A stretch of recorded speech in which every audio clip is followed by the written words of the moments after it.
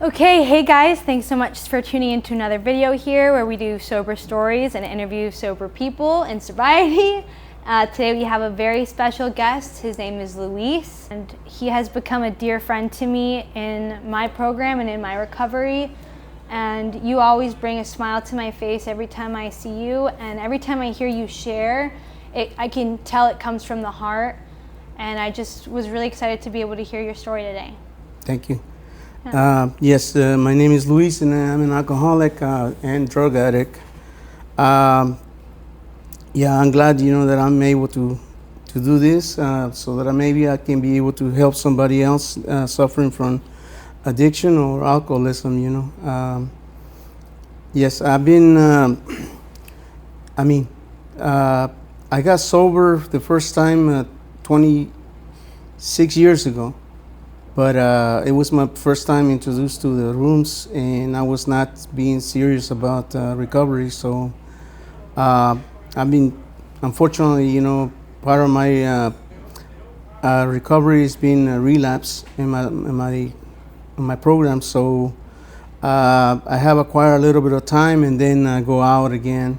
Unfortunately, it's been my my experience. So.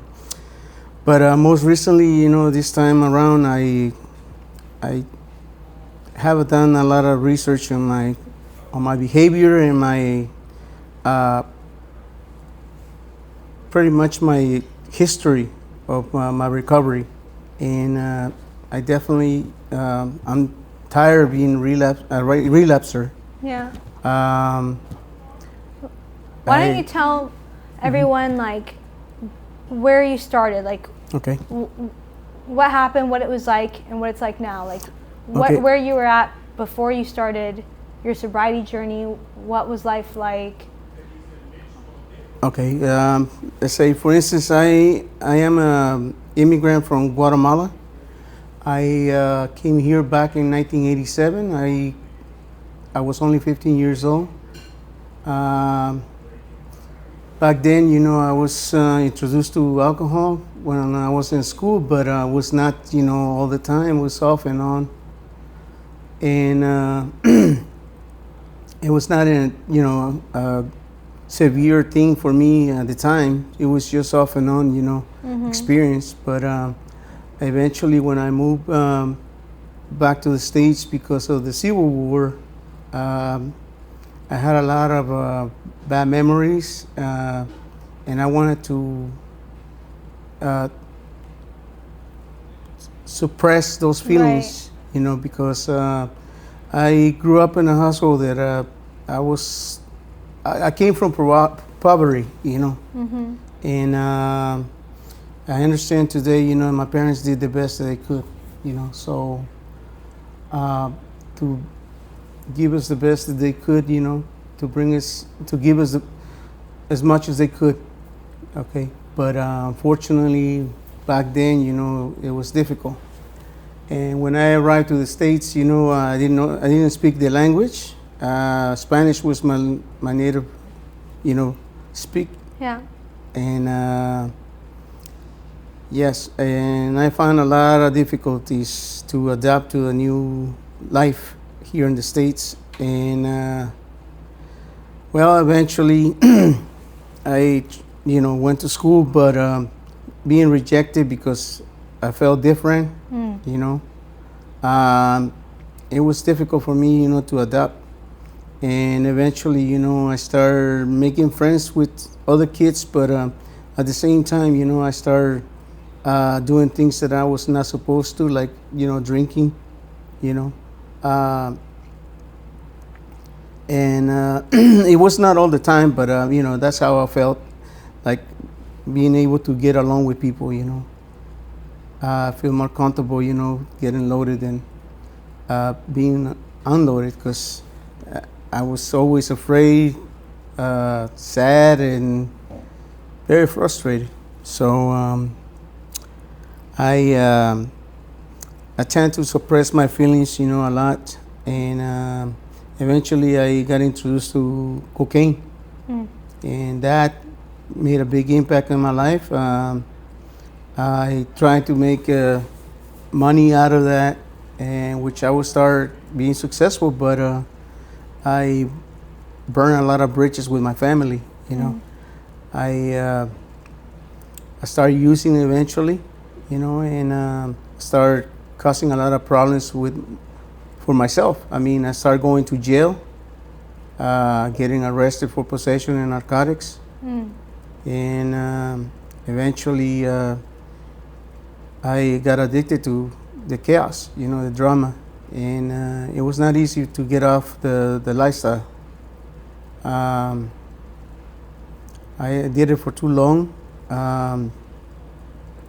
and when I got introduced to the rooms, you know, eventually I was on my mid-20s, and that's when I got introduced to the 12 steps, and I was not serious about it.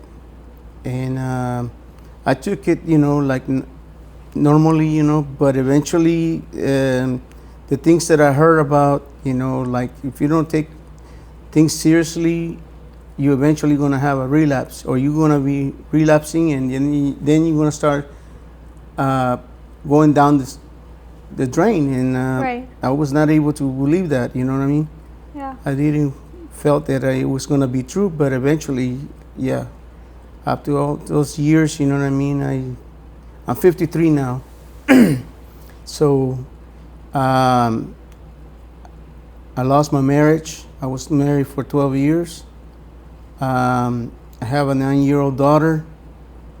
She never saw me, you know, under the influence or anything. And after I lost my parents in 2021, and that's when I trying to give up on life.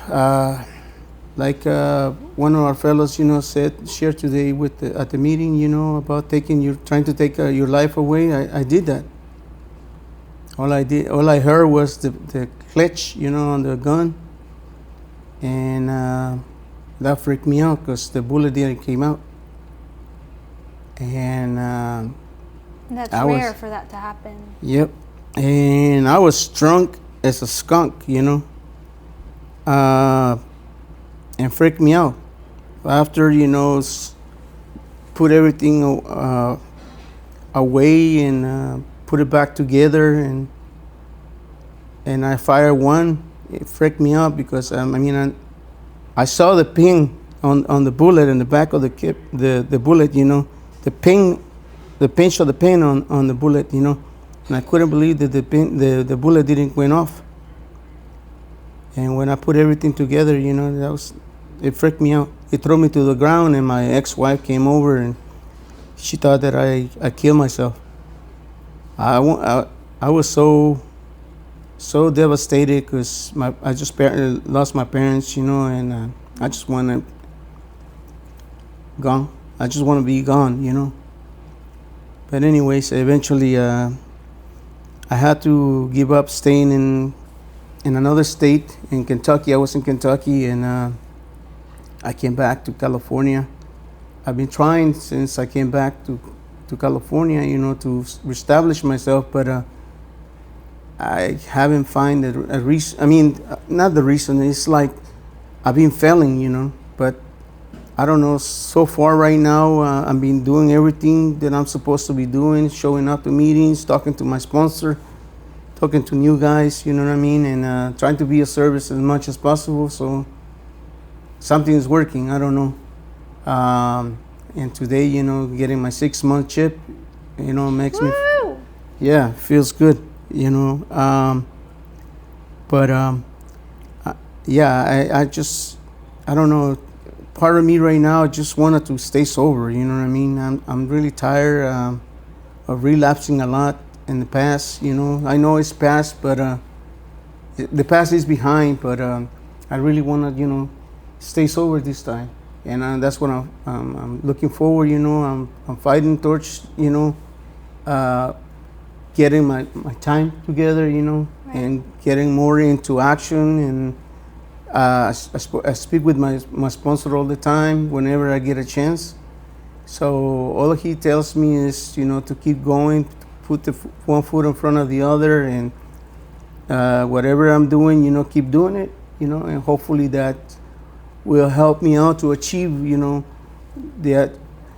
the time that I haven't achieved, what I mean? Right. So, but if I see in the worst part of of addiction. I used to live in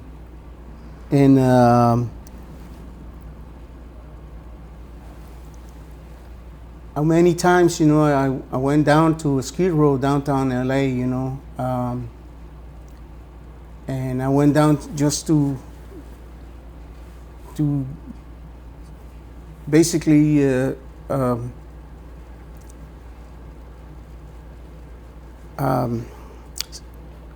suppress my feelings, with narcotics. Yeah. Suppress my feelings, and I don't have to do that no more. I'm not gonna lie. I mean, it's scary, being sober and trying to speak about it, But I get it, especially at 6 months. yes, I'm still fresh. But I'm glad, that it's happening. That's why I told you, I don't have a problem with this, because if I can help somebody, to get out of their comfort zone or their shell, you know what I mean? You're not alone. And now I know that I'm not alone, and I've never been alone. It's just that unfortunately I've been a victim of my own circumstances, Amen. My bad choices, and nobody's responsible for my actions. I'm taking that in account, and being accountable for what I'm dealing with today, because basically, I thought I was, a victim of my circumstances, but I had to be responsible and being accountable for what I do on a daily basis, So if I choose to be happy, I'm gonna be okay. But if I choose to be, like sad or, angry or, then, that's not gonna make me feel good. Right. So, but today is, feels good to be sober. It really feels good to be able to get up in the morning, go to bed, sober, and get up early in the morning and be able to wake up. You know what I mean? Not being in jail, not being in Skid Row, and doing things that I'm not supposed to. Right. Yeah. So. But, Beautiful. And I had a question. What would you say, maybe for somebody who's just starting out getting sober, what have been some of your challenges in early sobriety, and what do you do that helps you overcome those feelings when you're feeling like you want to drink or use, or when you're feeling like you're having feelings that just feel overwhelming? What has come up for you? Okay, one thing I'm learning is that the opposite of the addiction is connection, and as long as you ask for help, and I understand that sometimes you feel embarrassed, of asking people for help, but that's the only way you can get out of that comfort zone. That's the fear of asking for help. As long as you ask for help and tell people how you're feeling and what's going on with you, I'm sure, you're going to find a way to get through the other side of the fence, because we all here, are here to help each other, and that's one thing, that I love about the program, because there's a lot of people like myself, that have gone through the same situation, and we all come here, and this is the interesting part about the program, because we all come here from different backgrounds from life, you know what I mean? And the addiction doesn't discriminate about your ethnicity, religion, your financial situation. If you're poor, rich, or whatever, it doesn't discriminate, And that's the one thing, that coming to meetings, it makes me grasp on the fact that I'm not alone, and I can keep reaching out, making friendships, with new people, new commerce, giving my number, see, hopefully they can reach out to me, and or get their number, and I can reach out to them and check with them, how they're doing. I mean, it's not easy because you meet a lot of people on a daily basis, you know what I mean? But coming here to the Delano Club, you know what I mean, it has make a very impact thing in my life, because I have met you and all the fellows, here, you know what I mean? I don't speak much because you see me, most of the time I kept quiet because I wanted to hear what people's story is, right, or what they had to share about it, because at times I wanted to speak, but I'd rather, listen, because if I listen more, I'm learning more on regards of what's going on, you know what I mean? Totally. Yeah. But yeah, that's where I'm at, and I'm very grateful, believe me. I'm sure, my parents are very happy to see me, sober, clean, and yeah, and I'm looking forward, to meet my daughter again, because I haven't seen her since she was 6 or 7. Wow. Yeah. So it's been, no, 6. She was 6, because it's been 3 years since I moved back from Kentucky back to LA. So, and my relationship with my ex-wife is better than ever. I mean, we get along better than when we used to be married. So, amazing. We keep in touch on a daily basis, and pretty much, we talk, and we have a good relationship, The last thing she wanted for me is, ended up in Ski Road, dying, dead, and, on the street behind my addiction. Because when I drink, I like to smoke cocaine, That's the unfortunately part.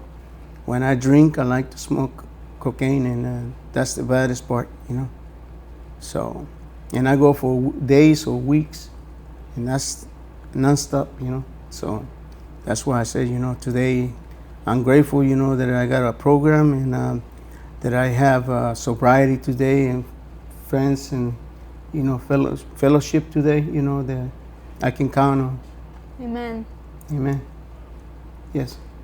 Woo! Thank you. Appreciate it. Luis, thank you so much for sharing your story, and I just want to say how brave you are, because especially when fear is loud, and we do the opposite anyways, it shows how much courage we actually have and how strong we actually are. And I love how you say that, like, you listen to people when they're sharing because you like to listen and learn. But also, I think a huge, beautiful part about sobriety is learning to squash our limiting beliefs and realize that we have things to say that are of value, and that our experiences and strength and hope can help others. You have no idea how many people are going to be able to relate to your experience and the way that you drank and going to jail and smoking cocaine. And people are going to hear that and open their ears and be like, oh my God, holy shit, that's me too. And you might be inspiring someone to sobriety, And it shows how beautiful and how much we can change our lives.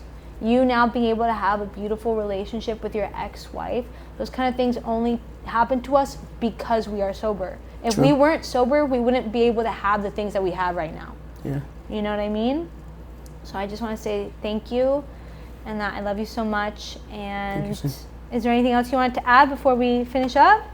Just stay, keep your head up, and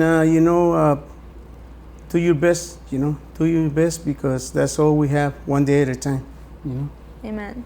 Amen. Thank you guys for watching. Take care. Bye. Bye. Oh, give me a hug. I love you. Thank you, Sam. Thank you. Yay! Nervous, but Woo! Nothing